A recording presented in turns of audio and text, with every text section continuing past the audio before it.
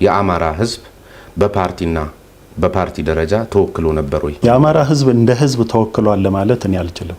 አዲሲቷ ኢትዮጵያ ተብሎ የተነሳው ነገር በህገ መንግስቱ ላይ እሱም አንዱ አሁን ላለንበት ሁኔታ የራሱን አስተዋጽኦ አድርጓል ይባላል። ህገ መንግስቱ የችግሮቹ አንዱ መንስኤ ሆኗል የሚለውን አሁን እኔም ደግፋለሁ። ከታሰሩ በኋላ ከሚገባውት ይልቅ ስቃይ አይደለም እንደዚህ አይነት ግንኙነት በራሱ አንድ ሰው የግለሰባዊ ስብዕናውን ጭምር አጥቶ ተጠርንፎ ያለበት ሁኔታ ከእስር ቤት ምንድነው የሚለየው?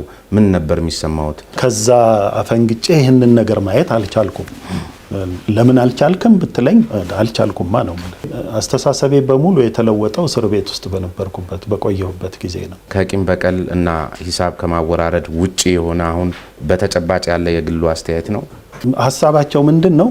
ይበቀለናል ነው ወይ እንደገና ተደራጅተው ይበቀለናል ወይ ከሚል ስለሚነሱ ነው። እኔ ግን አላረግም ነበር። ኢህዴን ሆናችሁ ከኢህዴን አባል አንዱ አቶ ያሬድ ጥበቡ የጻፉት ጽሁፍ ላይ እንደተመለከትኩት በተለይ እርሶና አቶ በረከት የኢህዴንን ቃለ ጉባኤ ሳይቀር ለህወሓት አሳልፋችሁ ስለመስጠታችሁ አቶ ገብሩ አስራትን በመጻፋቸው ላይ ከጠቆሙት ነገር ኢህዴን ቤት ተቀምጣችሁ ለህወሓት ማድላታችሁ ተጠቅሷልና የዚህ ጌታና ሎሌ አይነት ግንኙነት እንደነበራችሁ ነው በርካቶች የሚያወሱት። እዚህ ላይ ያሉት ግንዛቤና አሁን ላይ ቆም ብለው ሲያዩት ምንድነው?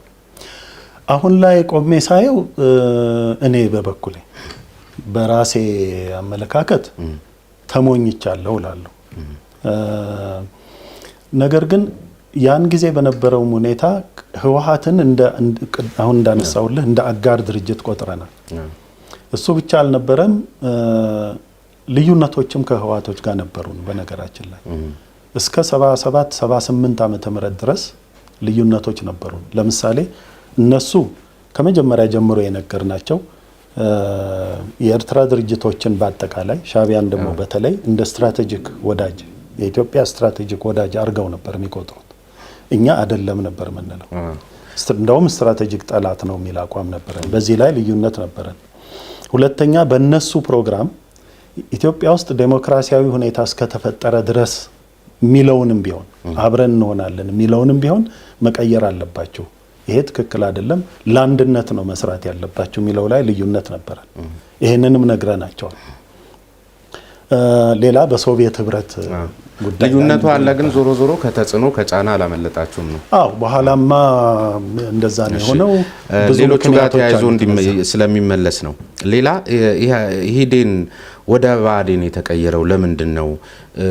መኢአድን ለመምታት ነው ወይስ የአማራን ህዝብ አማራጭ ሆኖ ለመወከል ነው ወይስ የአማራ ብሔርተኝነትን ለመፍጠር ነው? የቱን እንውሰድ? ሶስቱንም ልትል ትችላለህ።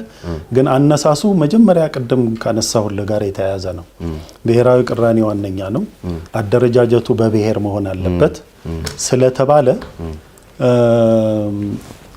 የብአዴን ያኔ ኢህአዴን የተሻለው አደረጃጀት ኢትዮጵያ ሆኖ ከሚቀጥል ይልቅ የአማራን ብሔር ወክሎ ለምን? ምክንያቱም ብዙ አማሮች ስላሉበት እዛ ወክሎ ቢደራጅ ይሻላል የሚለው ላይ ተስማማን።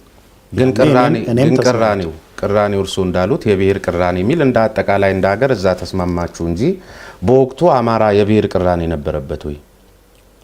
አማራ ላይ የብሔር ጥያቄ ነበር ብአዴን በተመሰረተ ሰዓት?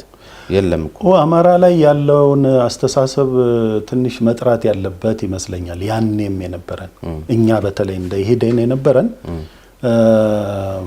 የብሔር ቅራኔ ነበረ እንል ነበር። የብሔር ጭቆናም ነበረ እንል ነበር። ይሄ ጭቆና ይሄ ቅራኔ ያለው በአማራው ገዢ መደብና በሌሎች ብሔሮች መካከል ነው ነበር የምንለው። የአማራው ጭቁን ህዝብ ልክ እንደ ሌሎቹ የተጨቆነ ህዝብ ነው ነበር የምንለው።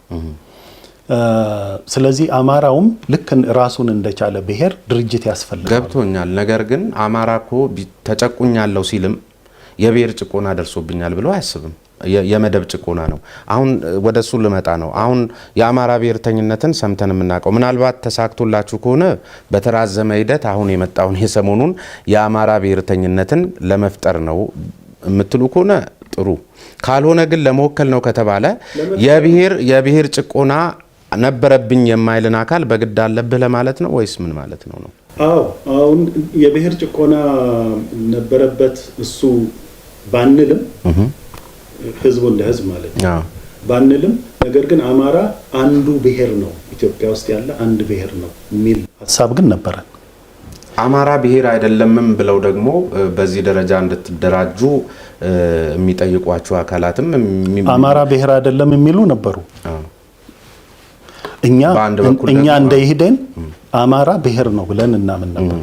የአማራ ብሔርን ለመወከል ነው አይደለም ብለው የሚያነሱ አካላት፣ ምክንያቱም ያን ጊዜ ሲደርስ የነበረውን አማራ ላይ ሲደርስ የነበረውን ግፍና ጭቆና በተለይ ከክልሉ ውጪ በሚገኙ አማሮች ላይ ሲደርስ የነበረውን ግፍና መከራ በተለይ እርሶ ለመያዝ የሞከሩበት መንገድ ፍጹም የአማራ ብሔርተኝነቱን ወይም ደግሞ አማራን ከወከለ አንድ ድርጅት የማይጠበቅና ተገቢ ያልሆነው ነው በሚልም መከራከሪያ ስለሚነሳ ብአዴን እንደ ድርጅት እኔም ደግሞ እንደ ግለሰብ የአማራውን ብሔር ወይም የአማራውን ሕዝብ ወክሏል የተባለውን ያህል የአማራውን ሕዝብ ሰርቭ አላደረግ ነው ማለት አላገለገል ነው፣ አልተሟገተንለትም በሚገባ ብዙ ቦታዎች ችግር እየደረሱበት አልተቋቋምንለትም።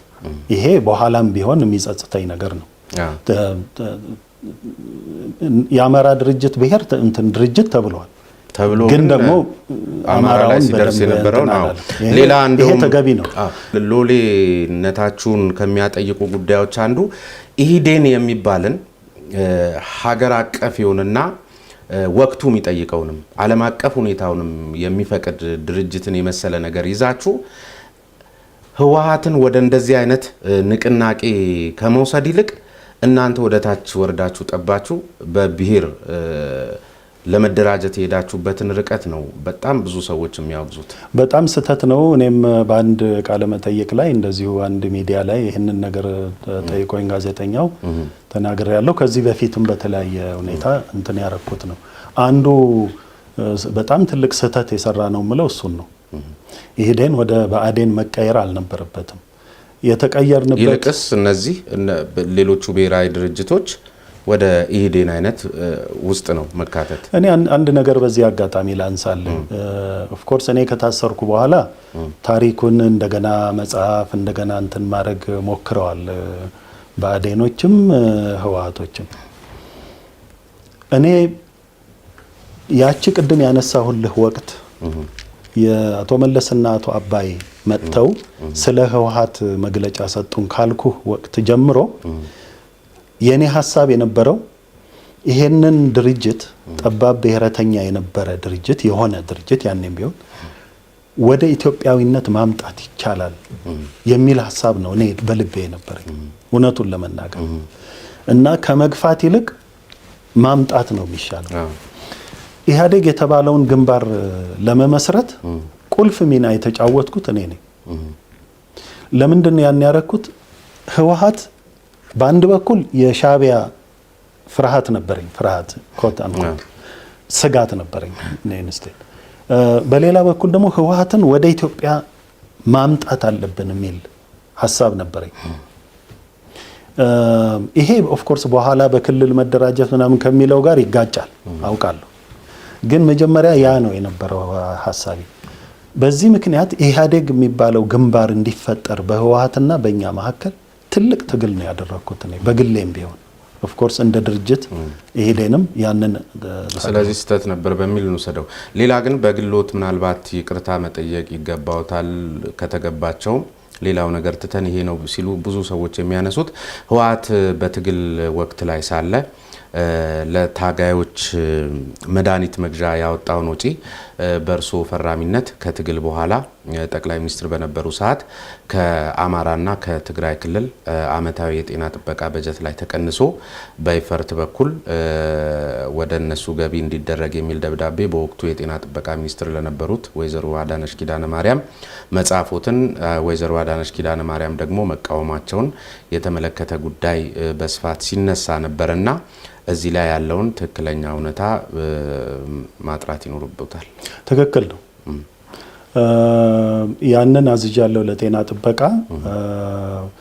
የህወሓት ኤፈርት የሚባል ድርጅት በራሳችን በድርጅቱ ገንዘብ በፓርቲው ገንዘብ ወይም ደግሞ በኤፈርት ገንዘብ ነው እንትኑን መድኃኒቱን የገዛ ነው እና ያ ገንዘቡ ሊመለስልን ይገባል የሚል ጥያቄ ያቀረቡ ገንዘቡ ይመለስላቸው ብዬ አሉ አዝዣለሁ። ታዲያ ገንዘቡ ከኤፈርት ወጣ ወይ ከኢትዮጵያ አልሆነ? ከአማራ ክልልና ከትግራይ ክልል የጤና ጥበቃ በጀት ላይ ለምንድን ነው የሚቀነስ? ከበጀት ላይ አይደለም የቀነስኩት፣ ከመንግስት በጀት እንዲሰጥ ነው የተባለው። ከአጠቃላይ ከኢትዮጵያ ነው? አዎ ከአጠቃላይ በጀት ከገንዘብ ሚኒስቴር መረጃው ከአማራ ክልል የጤና ጥበቃ አመታዊ በጀትና ከትግራይ ክልል አመታዊ የጤና ጥበቃ በጀት ላይ ነው የሚለው መረጃ ስህተት ነው? ውሸት ነው። ሌላ እድሜ ዘመኖትንና ልጅነቱን እንግዲህ ፖለቲከኛ ሆነው ነው የኖሩት እርሱ። አሁን ደግሞ የበጎ አድራጎት ስራ ውስጥ ገብተዋል ከባለቤቶት ጋር። ይቻላል ወይ? አይገጫጭም ወይ? ምናልባት ወደፊት የፖለቲካ ተሳትፎ ላይኖሩት ነው ወይስ አይፈልጉም ከዚህ በኋላ ፖለቲካ? መጀመሪያ ነገር ለምን እንደሚጋጭ አይገባኝም። እንደውም ጥሩ ነገር ነው እኔ የምለው የፖለቲካ መሪዎች የሆኑ ሰዎች በሴኩላር ዓለም ውስጥ በተለያየ ደረጃ የበጎ አድራጎት ስራ ውስጥ ገብተው ቢሳተፉ እንደውም በጣም ጥሩ ነው የሚመስለኝ። ፖለቲካ አንዳንዴ ቀጣፊነትም ነገር ያደርጋል ብዬ እኮ ነው። ፖለቲካ ውስጥ የለውም አሁን። ወደፊት አይሹም? አላውቅም። ምናልባት አሁን ግን ያኔ ከተፈታው ጊዜ ጀምሮ ፖለቲካ ውስጥ አልነበርኩም፣ ገብቼም አላውቅም። አንዳንድ ጊዜ በፖለቲካ ሁኔታ ውስጥ እንደዚህ እንዳንተ እንትኖች ጋዜጠኞች ይጠይቁኛል። ለምሳሌ ከቮይስ ኦፍ አሜሪካ ጋር አድርጌ ያለው ከአውስትራሊያ ከሚገኝ አንድ ኤስቢኤስ ከሚባል ሬዲዮ ጋር ብዙ ቃለ መጠይቆች በፖለቲካ ጉዳዮች ላይ አድርጌ ያለው። ግን ያ ማለት ፖለቲካ ውስጥ ገብቻለሁ ማለት አይደለም። ወደ ሃይማኖቱ መድረክ የገቡት በፖለቲካ ዘመኑ በተለይ የአማራ ሕዝብ ላይ ያጠፉትን ጥፋት ከምድራዊ ክስ ለማምለጥ ወይም ከህሊና ነፃ ለመሆን ምክንያቱም በእስር ቤት ውስጥ ሃይማኖተኛ ሆኖ የወጣን ሰው በፖለቲካ መስክና በተለያዩ መንገዶች ለመክሰስም ለመውቀስም ስለማይመች ያን የማምለጫ ካባ አድርገውት እንጂ በእርግጥ እስር ቤት ውስጥም ጌታ ተገልጾላቸው አይደለም። ከህብረተሰቡ ማምለጥማ አልችልም። ምክንያቱም ለምን መሰለ? ህብረተሰቡ የሚጠይቀኝ ነገር ካለ አሁንም ሊጠይቀኝ ይችላል። ሲጠይቀኝም ነበር፣ ሲጽፍ ነበር፣ ሲናገር ነበር። ይሄን ሰርቷል፣ ይሄን አድርጓል እያለ የሰራሁትንም ያልሰራሁትንም። ስለዚህ እሱ ቀጥሏል። ከምንድን ነው ማመልጠው? ከኃጢአት ግን አምልጫለሁ። አዎ በጣም እንደውም ሰውን ሁሉ የምመክረው ከኃጢአት ከጥፋት እንዲያመልጥ ኢየሱስ ክርስቶስን እንዲያምን እኮ ነው። እሺ የመጨረሻ ጉዳያችን መሆን ካለበት አጠቃላይ አሁን ለውጡ ላይ ያሉት ግንዛቤ ምንድነው? ምን መሆን አለበት? ሁለት ቦታ ላይ የሰጠኋቸውን ቃለ መጠይቆች ባጭሩ ላንሳል፣ ጊዜ አልወስድም። አንደኛው በኤስቢኤስ ሬዲዮ ላይ ገና ዶክተር አብይ ወደ ስልጣን ሳይመጡ አንድ ጥያቄ አነሳልኝ ከጥያቄዎች መካከል። ያም ጥያቄ ምንድነው? አሁን ምን ቢደረግ ይሻላል ነው የምትለው አለኝ። ሁለት አማራጭ አለ አልኩት። አንደኛው ኢህአዴግ ራሱን ለውጦ አስተሳሰቡንም ርዕዮተ ዓለሙንም ሁሉንም ነገር ለውጦ ነገሮችን እንደ አዲስ አይቶ ራሱ አሸጋጋሪ ሆኖ ኢትዮጵያን በአዲስ መንገድ መውሰድ ነው። ይሄንን ኢህአዴግ ከወሰነ አንዱ መንገድ ይሄ ነው። ምናልባትም የተሻለው መንገድ ሊሆን ይችላል። ምክንያቱም ወደ እርስ በርስ ግጭት፣ ወደ ሬቮሉሽን፣ ወደ ምናምን አያመራም። ሁለተኛው መንገድ ደግሞ አንድ አይነት የሽግግር ወይም የመሸጋገሪያ አይነት አሬንጅመንት ተፈጥሮ ሽግግር መንግስት ሊባል ይችላል፣ ጊዜያዊ መንግስት ሊባል ይችላል። ተፈጥሮ ያ ኃይል ኢትዮጵያን በሰላማዊ መንገድ የሚያሸጋግርበት ሁኔታ መፍጠር ነው። እነኚህ መንገዶች ናቸው የሚታዩኝ ብዬው ነበር። ኢህአዴግ መለወጥ አለብን ብሎ አንዳንድ ነገሮችን ወስኖ ሲመጣ እና ዶክተር አብይን ሰይሞ በመጣበት ጊዜ መጀመሪያው አካባቢ ያው ታስታውሳለህ፣ ስለ ኢትዮጵያ ብዙ ነበር የሚባለው። አይ ኢህአዴግ እንግዲያው ያን የመጀመሪያ ያልኩትን መንገድ ሊከተል ነው ማለት ነው ብዬ አስቤ ነበር። በኋላ እየቆየ ሲሄድ ያንን መንገድ አልተከተለም ኢህአዴግ። ለምንድን ነው ያልተከተለው? አንደኛ ርዕዮተ ዓለሙ አልተለወጠም፣ አሁንም አብዮታዊ ዴሞክራሲ ነው። ሁለተኛ ፖሊሲዎቹ በአብዛኛው አንዳንድ የህግ የመሳሰሉ ስራዎች እየተሰሩ መሆኑን አውቃለሁ፣ ግን ያው ናቸው። ሶስተኛ ኢትዮጵያ አሁን የተዋቀረችበት ስትራክቸር ያው ነው። ሌሎችም እንደዚህ አይነት ነገሮች ስናነሳቸው ከነበሩ ህገ መንግስታዊ የህገ መንግስቱ ጉዳይ አለ። ስለዚህ ያንን አስቤው የነበረውን ነገር አይደለም እያደረገ ያለው። ስለዚህ ነገሮች እንደገና እየተመለሱ ነው ባይ ነኝ። ሌላው ያነሳሁት ነገር ምንድነው? ከቮይስ ኦፍ አሜሪካ ጋር አንድ ቃለ መጠይቅ አድርጌ ነበር። ልክ ዶክተር አብይ ወደ ስልጣን ሲመጡ እኔና አቶ ፍቅረ ስላሴ የቀድሞ እሳቸውን አቅርበው ጠይቀውን ነበረ። እንግዲህ ምን ይመስላችኋል? ምን ቻሌንጅ ነው አሁን ጠቅላይ ሚኒስትር የሚሆን ሰው በዚህ ጊዜ የሚገጥመው የሚል ጥያቄ አነሳልኝ ጋዜጠኛው። እና ያነሳሁት ነገር ምን ነበረ? ሁለት ነገር ነው ያነሳ። አንደኛ አሁን ጠቅላይ ሚኒስትሩ በኦሮሞ ብሔረተኝነትና ምክንያቱም ከወህዴድ የመጡ ስለሆኑ በኢትዮጵያዊነት መካከል ነው የቆሙት። ይሄንን መወሰን አለባቸው። ይሄ ደግሞ አፋጦ መምጣቱ አይቀርም። ሲወስኑ ደግሞ አሁን እንግዲህ እሳቸው እንዳሉት በኢናጉሬሽናቸው ላይ እንደተናገሩት ኢትዮጵያዊነት ነው እሱን። ሁለተኛው በአብዮታዊ ዴሞክራሲና በነጻነት መካከል ነው ደግሞ አሁን ያሉት። አብዮታዊ ዴሞክራሲ የበሰበሰ ከዚህ በኋላ የማይሰራ ያኔም ቢሆን የተሳሳተ ርዕዮተ ዓለም ነው። እሱን መከተል ላይኖርባቸው ነው እውነትም ለውጥ እንዲመጣ ለማድረግ። ስለዚህ ሌላውን የነጻነትን የመብትን የመሳሰሉትን ብዬ ነበር። ይሄ አሁን ፈተና ውስጥ ገብቷል ኦልሬዲ በእኔ አመለካከት። ስለዚህ አሁን ለውጥ የሚባለው ነገር ለውጥ ስንል ምን ማለታችን ነው ከሚል አንጻር መታየት አለበት። ለውጥ ስንል መሰረታዊ የሆኑ ለውጦች ስትራክቸሩንም የሀገሪቱን ህገ መንግስቱን የሚመለከተውንም ርዕዮተ ዓለምንም የፖለቲካ የኢኮኖሚ የመሳሰሉት ፖሊሲዎችና ህጎችንም ሁሉ የሚመለከት ከሆነ እሱ ገና ነው ባይ ነኝ። የፖለቲካ ባህላችንን አንስተህ ነበረ ጥያቄ ላይ። በጣም ቁልፍ ሆኖ መታየት ያለበት ነገር እሱ ይመስለኛል። የፖለቲካ ባህላችን ይመስለኛል የኛ ትውልድ የፖለቲካ ባህል መጥፎ ነው የነበረው።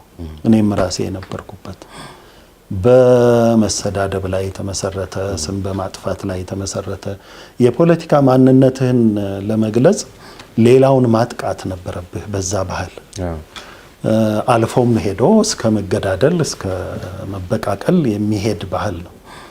ይሄ ባህል መቅረት ይኖርበታል። እኔ አሁን ላለው ትውልድ የማስተላልፈው አንዱ መልእክት፣ ዋና መልእክት ይሄ ነው። የፖለቲካ ባህላችንን እንቀይር። በተለይ እንቀይር ላይ ብዙዎቹ ይናገሩታል። አሁን ሁሉም ለየብቻው መድረክ ሲሰጠው ሲወቅስ ሲያወግዝ ለኢትዮጵያ ብሩህ ነገር ሲመኝ ምናምን እናስተውልና በተግባር ግን መሆንን ምንድነው የነሳን ነገርኛ ምንድነው ኢትዮጵያውያን እንደ ግለሰብ ዜጎች የተማረ ምንለውም ጭምር በተግባር መሆን የሚያቅተን ደረጃ ፈተና ከየት ነው የመጣብን? ምንድነው?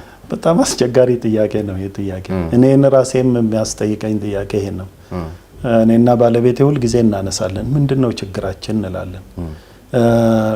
አንድ ፋክተር ሊሆን አይችልም። የብዙ ነገሮች ስብስብ ይመስለኛል። በፖለቲካ አንጻር ካየነው የፖለቲካ ባህላችን ገና መሆኑም ይመስለኛል። ፖለቲካ ፓርቲ የሚባል ነገር እኮ የተጀመረው እዚች ሀገር በ67 ዓመተ ምህረት ነው በኢትዮጵያ አቆጣጠር ለመጀመሪያ ጊዜ። ከዛ በፊት አልነበረም። ያኔም ሲጀምር በመሰዳደብ በመገዳደል ጭምር ኢህአፓ መኢሶን ምናምን እየተባለ አንተ በሐሳብ ከተለየህ ጠላት ነህ እየተባልክ በዛ አይነት ነው ሲጀምርም የጀመረው። ከዛ በኋላ ትውልዱም በሙሉ በዛ ነው ያደገው። ያ ባህል ነው ይዞት ያደገው ፖለቲካሊ። ከዛ ኢህአዴግ መጣ። ኢህአዴግም ያው ነው በዛ ውስጥ ያደግን እኛ ራሳችን። ኢህአዴግም በዚች ሀገር ላይ የመሰረተው የፖለቲካ ባህል ያንኑ ነው። ሌላ አዲስ ባህል አላመጣም። ስለዚህ በፖለቲካ አመለካከት ይሄ ይመስለኛል። ግን ነገሩ ከዚህም ስር የሰደደ ሳይሆን አይቀርም። እንደ ሀገር እንደ ህዝብ ባህላችን መፈተሽ ያለበት ይመስለኛል። እዛ ላይ የሚያጠኑ ምሁራን፣ እዛ ላይ የሚሰሩ ስራዎች ቢኖሩ ጥሩ ይመስለኛል። ከአስተዳደግ ጋር የተያያዘ ከግንኙነት ጋር የተያያዘ ብዙ ነገሮች ሊኖሩ ይችላሉ። እሺ አሁን ምንም ደረጃ ላይ ይሁን ምንም በኢህዴን በኢሃፓ ጀምረው በኢህዴን አቋርጠው በተለያየ መልኩ ወደ ብአዴን ወስደው አሁን አዴፓ የሚባል እርስዎ ልጅነቱን ያሳለፉበት ፓርቲ አለ። አሁን በተለያየ መልኩ ደግሞ አደገኛ ፍትጊያ ውስጥ ያሉበት ሁኔታም እንዳለ እንመለከታለን። ምንድነው ስለ አዴፓ የሚታዩት? ምናልባት እንግዲህ የወለዱት ድርጅት እስከሆነ ድረስ ምናልባት በዚህ አጋጣሚ አሁን ድርጅቱን ለሚመሩ አካላትም የሚያስተላልፉትን መልእክት ካለ በዚሁ እድሉ ልስጦት። ስለ አዴፓ የሚታየኝ ነገር ምንድነው? ጥሩ ጥያቄ ነው ያነሳው። በነገራችን ላይ በቅርቡ ስለሞቱት ስለተገደሉት የአዴፓ መሪዎች በጣም አዝኛለሁ። አሜሪካ ሆኜ ነው የሰማሁት። እኔና ባለቤቴ ስንሰማ በእውነት አልቅሰናል። አዴፓ ስለሆነ ብቻ ሳይሆን መሪዎች ናቸው፣ ሰዎች ናቸው፣ ብዙ ፋክተር አለው እና በጣም ያሳዝናል እዚህ ነገር ውስጥ መገባቱ። ቶሎም የታየኝ ነገር ምንድነው? ያን ይሄንን ስሰማ ቶሎ አዴፓ ድርጅታቸውን አጠናክረው እንደገና የሚቆሙበት ሁኔታ ፈጥረው በተለይ በአማራው ውስጥ ይሄ በአውራጃነት ጎጃም፣ የጎንደር፣ የሸዋ ምናምን የሚል ክፍፍልም አደጋ ስለነበረ እየተፈጠረ መጥቶ ስለነበር ያ ነገር እንዳይቀጥል በተቻለ መጠን ቶሎ አንድነታቸውን እንዲያረጉ ነው የታየኝ። አሁንም እሱን እመክራለሁ። ሁለተኛ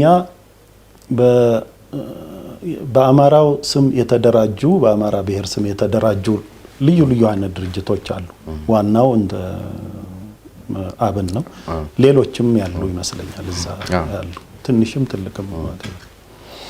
እኔ ማድረግ ያለባቸው የሚመስለኝ ከእንደነዚህ አይነት ድርጅቶች አሁን የራያ ንቅናቄ የሚባልም አለ። ከእንደነዚህ አይነት ድርጅቶች ጋር በቶሎ አንድነት መመስረት ያለባቸው ይመስለኛል። የሚያለያዩአቸውን ነገሮች ወደ ጎን አድርገው ሁሉም ወደ አንድነት መጥተው በአንድ ላይ የሚሰሩበት ሁኔታ እንዲፈጥሩ መክራለሁ። ይህንን በምልበት ጊዜ የብሔር አደረጃጀት አስፈላጊ ነው ብዬ አምኜ አይደለም። እሱን ከተውኩ ቆይቻለሁ። ባለፈው እንዳነሳውልኝ እኔ ብአዴንን ባለፈው ጊዜ እንትን ሲያረጉ ለጉባኤ ሲዘጋጁ ምን ሲሉ እመኝ የነበረው ስም ሲቀይሩ እመኝ የነበረው ወደ ኢህዴንነት እንዲመለሱ ነበር ምኞቴ። ይሄን ሊያረጉ የሚችሉትንም ለማወጣት ነው። እሺ ይሄን ሊያረጉ የሚችሉበት ደግሞ መሰረት አላቸው። የአማራው ሕዝብ በተለያየ ክልል ነው ያለው። ከዚህ በፊት መሰረት አላቸው። ራሱ አማራ ክልል ውስጥ የተለያዩ ማንነት የሚያነሱ ብሔሮች ብሔረሰቦች አሉ። ይሄ ራሱ በቂ አቃፊነትን ሊያረጋግጥ የሚችለው ስያሜ እሱ ነበር ነው በቂ ነው። ስለዚህ ምኞቴ ወደዛ ነበር። አሁንም ቢሆን ያንን ቅድም ያልኩትን አንድነት መስርተው ወደዛ ቢመለሱ መክራለሁ። አንድ ሁለተኛ በአማራ ክልል ውስጥ ያሉትን የተለያዩ ህዝቦች በደንብ አርገው ቢያዩዋቸው ጥሩ ይመስለኛል። አገው፣ የጎጃም አገው፣ የዋገምራ አገው አለ፣ ራያ አለ፣ ሌሎችም አሉ። ሁሉንም በዚህ ውስጥ አስተሳስረው ቢያቅፉ ጥሩ ይመስለኛል። ሌላ እንግዲህ ቅድም ያነሳሁት ነው። ከርዕዮተ ዓለም አንጻር አብዮታዊ ዴሞክራሲ የሚባለውን ርዕዮት ቢተውት ነው የምለው። በቃ እንዳልሰራ ተረጋግጧል። እንደው ከፕራግማቲዝም አንጻር እንኳን ብናየው እንዳልሰራ የበለጠ ችግር እንደፈጠረ ተረጋግጧል። እና እንደዚህ አይነት የርዕዮተ ዓለምና የፖሊሲዎች ለውጥን አሻግረው ቢያዩ ያደረጃጀትንም ለውጥ አሻግረው ቢያዩ ጥሩ ይመስለኛል። ይሄ ከብሔረተኛ ጽንፈኝነትም ይጠብቃቸው ይመስለኛል። ሌሎች ብሔረተኛ ጽንፈኞችም በእነሱ ላይ በተለይ በአማራው ሕዝብ ላይ የሚያደርገውን ጥቃት ለመቋቋምም ይረዳቸዋል። ይሄን ሁሉ ካልኩ በኋላ ግን አሁንም ቢሆን አልቲሜትሊ የማየው ኢትዮጵያዊ የሆነ ድርጅት ነው። አሁን ባለንበት ሁኔታ እኔ እንደው ምን ይደረግ አሁን እንዴት ምን አይነት መፍትሄ ነው የምታየው ብለህ ብትጠይቀኝ መጀመሪያ ማነሳው ኢትዮጵያዊ የሆነ ድርጅት እዚህ ሀገር ያስፈልጋል ነው። ምሁራን እና ኤሊት የተለያዩ ብሔሮች በሁሉም ብሔሮች ውስጥ ያሉ እውነትም ኢትዮጵያዊነትን የሚያዩ ኤሊት ምሁራን እና ተመራማሪዎች። ስለዚህ ድንገት ፖለቲከኛ የመሆን እድሉ ቢፈጠር አሁን ካሉት ፓርቲዎች አዲስ ሊያቋቁሙ ነው ወይስ የትኛው ላይ ነው እርሱን የምናገኘውት ማለት ነው? ካነሱት አይቀር ብዬ ነው። ወደዛ በገባ ከሆነ ነው እንግዲህ ገና ውሳኔ ላይ ነው። ግን የሚያስፈልግ ብለህ ብትጠይቀኝ ቁጥር አንድ ማነሳው አሁን ይሄንን ነው።